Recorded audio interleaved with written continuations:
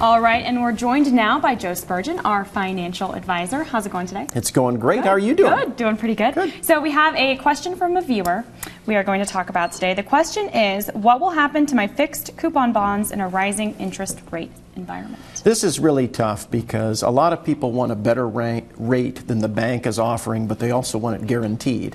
And that probably just doesn't exist out there. But, you know, people are looking at it and they're saying, okay, if I buy a bond today, what's going to happen if interest rates rise? And the problem is, if you buy, let's say, a 10-year note paying you 2%, and 2 or 3 years from now, you can get that same 10-year note for 4 or 5% interest. If you want to go and sell that bond, you're going to have to sell it at a loss if you want to get your money out.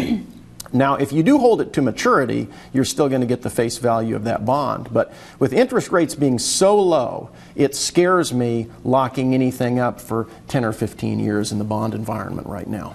What advice then would you give to what's a good? I think maybe you could look at short-term bonds, you know, bonds that are maturing in maybe 3 to 5 years. You might try to find some funds out there that work with variable rate notes, where if interest rates go up, you're going to have your payment is going to have to go up. But these fixed bonds could be very difficult for the viewer and for anyone in a rising interest rate environment.